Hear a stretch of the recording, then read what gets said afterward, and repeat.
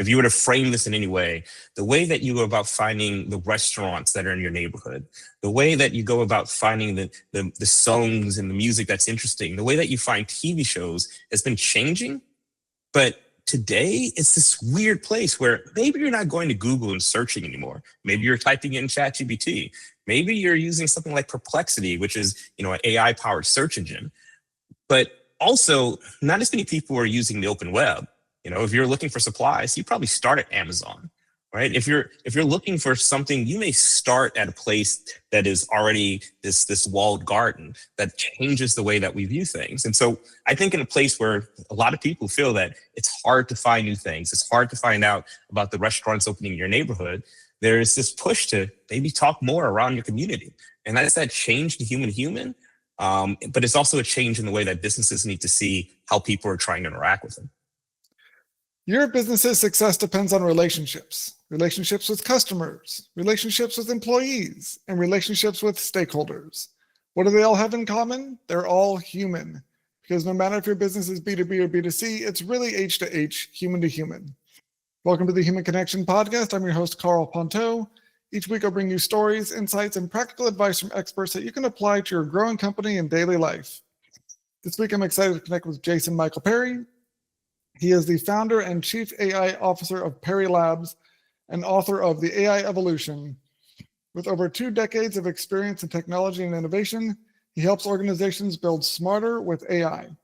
He hosts Thoughts on Tech and Things, a podcast with WYPR, exploring how emerging technology shapes business and everyday life, and writes a companion newsletter of the same name.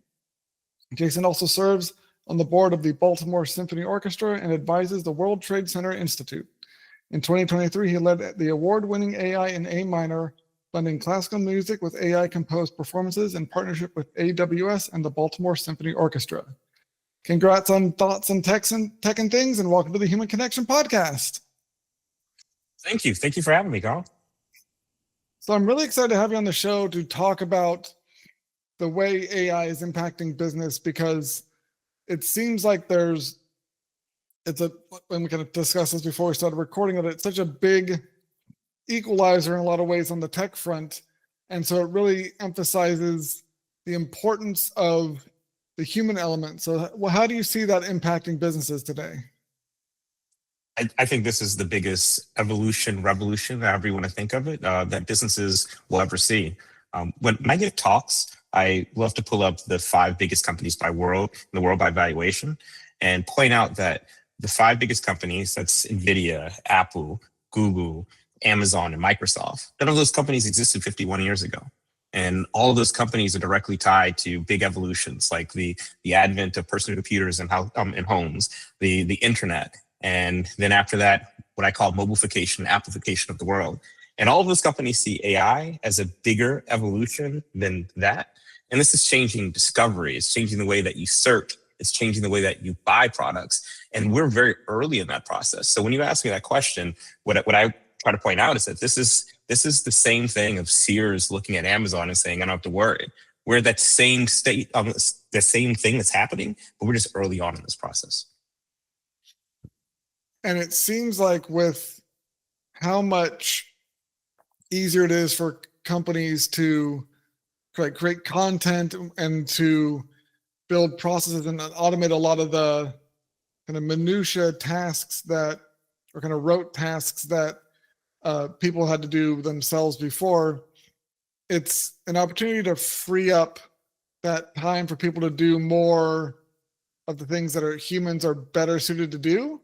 But it also seems like there's this risk that people are taking by taking advantage of that opportunity and trying to lean too far into have AI do everything. So how do you see that balance shaping out in the workplace, especially with leadership when they're making decisions?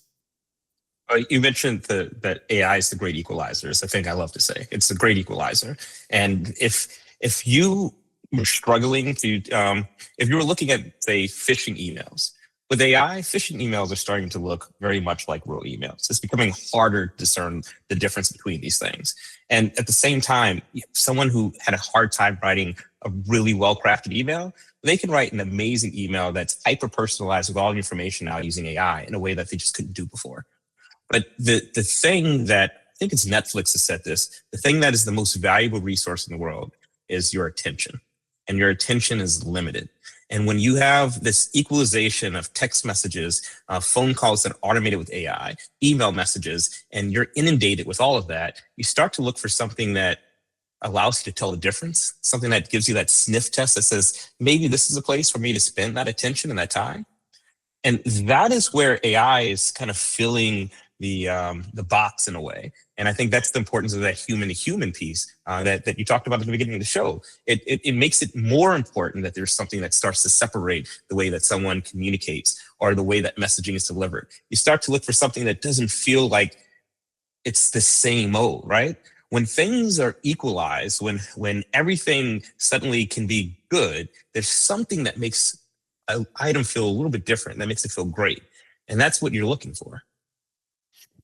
I think for a lot, and I've talked with other guests on the show, that one of the trends they saw even from the beginning of this year was companies doing more like events in person and trying to get more meetings in person, not just with like people coming back to the office, but just when they're trying to build relationships with clients or with a marketplace, just sending out, like I said, those emails, even though they're really personalized, but it doesn't have the same impact as sitting down across a table from someone or being on a live phone call where there's the less tech between you and the person you're talking to seems like the more impactful the conversation is, because there's that trust that comes with knowing you're really hearing what the person's actually saying and it's actually a real person saying it. It's weird how we're like, as technology is allowing things to become easier. Of course, it also means that trust is at an all-time low across most mechanisms of media. You know, there's less trust around your social media content. Is it real? Are these bunnies on a trampoline actually AI generated video content? Is this a real, person that's having this conversation? Is this a real person sending me an email? Is this a real person on the phone? Is this a real person texting me? And so in this place where you're constantly seeing all these things that can be automated, suddenly there's a feeling that if I can find a place where I can physically see that you're there, at least so far, they're not robots and cyborgs walking amongst us yet, in that same way. But, that there's something that you can see, that you can touch, that you can feel, that you can have a conversation, and that that there's a place where you can trust your senses in a way that you might not be able to in a digital world. And this is something that I find that I'm hearing from older folks as well as younger kids who are just getting started. Like my kids we're just starting to get started in this new career world, but looking at AI, they're finding themselves looking at things with a more discerning view on how can I trust something when I know how easy it is to digitally create things. When I know that I can go to Sora and send a video that looks just like it's real. For my birthday, I had some friends who asked me, "What are you doing for your birthday?" So I generated a video of me with Sam Altman and Mark Cuban doing feats of strength and drinking margaritas on the beach. And I sent them this is what I'm up to. And I was using a tool called Sora by OpenAI. And I was surprised at the amount of people who responded back like, "Whoa, that's amazing. I hope you're having fun," who just didn't see, even though the big old watermark is there, they couldn't tell that this thing was not real. And I think as the amount of content like that starts to flood the box, it changes things. So fundamentally, I think that where we're finding that that's broken right now is discovery. If you were to frame this in any way, the way that you go about finding the restaurants that are in your neighborhood, the way that you go about finding the songs and the music that's interesting, the way that you find TV shows has been changing. But today, it's this weird place where maybe you're not going to Google and searching anymore. Maybe you're typing in ChatGPT. Maybe you're using something like Perplexity, which is, an AI-powered search engine. But also, not as many people are using the open web. If you're looking for supplies, you probably start at Amazon.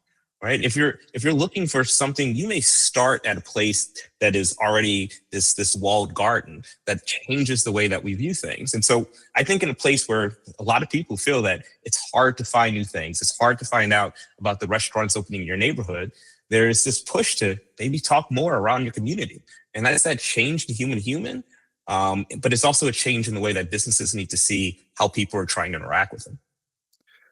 Yeah, I think it's definitely an important wake up call for companies to evolve the way they do like market research or the way they try and engage with their audiences to get to know what their habits are, because I think there's still a lot of the whole idea of building a marketing or sales funnel is completely like anachronistic at this point, because the people don't, their buying behavior, the way they find information, the way they get to a company, the way they build a relationship with a company is completely different than a straight linear path from awareness to interest to decision and buying. And it's a lot more fluid, and there's a lot more like lateral movement, and just the standard ways people, like you said, are finding information about a restaurant or like where they're going to buy a new piece of software or a tool for their business. That whole buyer's journey or that relationship building process is completely different. And the more, and I think it's necessitating companies to invest more in understanding their audiences and be more in touch and up to date with their preferences and their behavior patterns. Because if you're relying on a business model or a strategy that was even a few like a year or so old, is completely out of date now, it seems, with how fast and how much things have changed. 100%. I did a talk with someone recently on AEO, which is answer engine optimization. Some people call it GEO, generative engine optimization, and how that's replacing search engine optimization. And this, in some ways, I like to think of this as somebody who's still advertising in the yellow pages, dating myself, right? Hoping that the phone's going to come in, when obviously the way that discovery and marketing have happened has changed. But on top of that, as a business, there are tools like Replit or Lovable that are amazing. These are zero code AI based tools that you can write a prompt message and generate a website or an application in minutes. Not hours. That you can create a platform and environment, and that changes things. And what I find myself wondering a whole lot is when I'm searching or trying to find a business that offers a certain product or service, there's so many more of these very quick looking websites that kind of look a little bit the same with their SaaS-based pricing structure. And this was happening before, but now this is happening in a way that just makes it difficult to feel like, is this a real thing? Everybody has the Stripe, checkout, set up. And so again, distinguishing yourself, but also understanding that discovery right now is inherently a broken thing, means that for a business, how do you start to establish trust in a place where trust is harder to earn because there's so many things that just don't not necessarily feel right? And so AI, don't get me wrong, is going to revolutionize, the way that we do things, but it's also going to make a lot of people take a step back and say, how can I connect when it's harder than ever to get my message out? How do I connect when it's harder than ever to get people to realize that I'm holding a giant billboard saying I'm open? Because there's 15 or 20 of me that just popped up on the internet that are all paying for ads, that are all on social media and have TikTok pages. So what do you think is the at least like a first step people can take, or like the mindset shift they need to adopt in order to respond in a meaningful way to this trend? I think that one of the things that's happening, and maybe this is not necessarily that human to human as much, but personal brand and defining who you are outside to the world is more important than it's ever has. I'm a strong believer that it's very possible that we see, as Sam Altman has said, a $1 billion one-person company that's a person who's orchestrating AI tools. I think that's possible. I think it's a small business with a handful of people, not necessarily one person. But as that starts to happen, and as you start to see more businesses come up, because AI is going to make companies flatter and smaller. That's my belief. Like, as you start to see that happen, it's going to be more important to distinguish yourself in this world where there are a lot of consultancies, a lot of businesses, and a lot smaller organizations that are competing for attention. So now is a good time to start building your brand, putting yourself out there, and being physical at events, shaking hands, going to places, and making sure that people know that you're a real human being, not Pinocchio. Yeah, I think that fits into fits into well with an overall area for a lot of people in leadership roles to improve themselves as they're trying to grow their businesses, is to get in better connection with who they are and why they're doing what they're doing and what the impact they want to have with their businesses, and to sort of create that vision for the future that is more human centric than just about the standard kind of business speak that so many companies are like, they tech market as they're setting up the business, but not really live those values or have a like daily affirmation of what their purpose is beyond making a profit. And I think what you said about building a stronger personal brand and having that deeper connection with yourself is a real important first step, because whether or not you're an entrepreneur or like a solopreneur or leading a scale up or a larger company, the more that you understand where you're coming from and who you are as a person, not as whatever your job title is, but as a human being, that is going to allow you to operate and connect with people on a much more real, authentic, genuine level.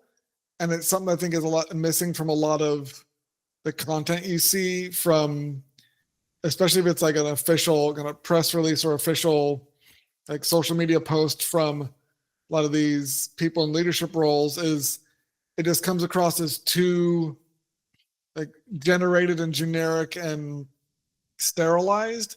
And the more they can get themselves some humanity into the content, and to have it be more distinctive from, and it can have speaking a message that is really resonating with people, then I think that helps.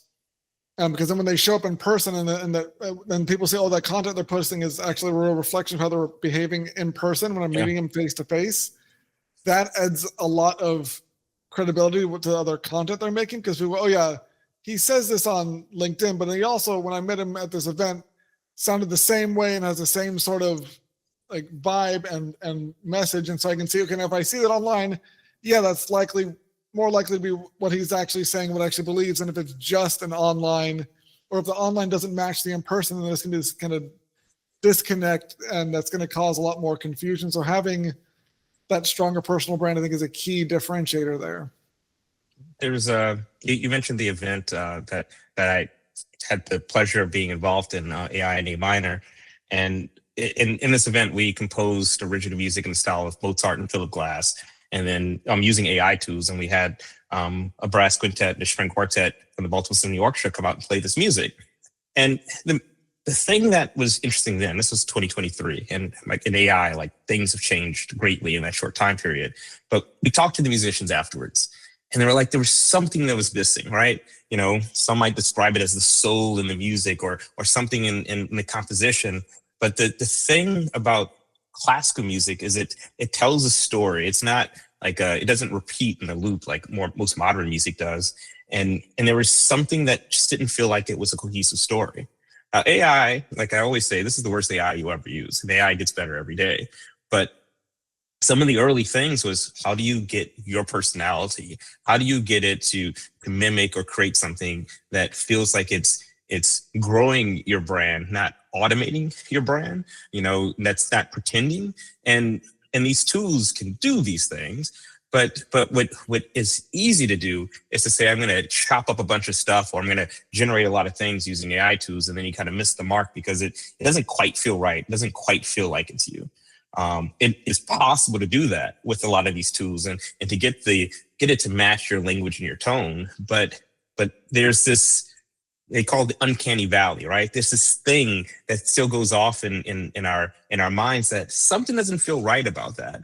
And I think that's the same thing that you want to think about when you're using these tools and when you're thinking about the development of your company brand and your personal brand, is that you still want it to portray a soul and a personality and not feel as if it's something that's not quite right and doesn't pass that smell test. And I believe that the generation that's coming after us, that's going to be AI native, just like we had a digital native generation that's only known, the internet and only known, devices like the iPhone. We're going to have an AI generation that's only going to have known the AI.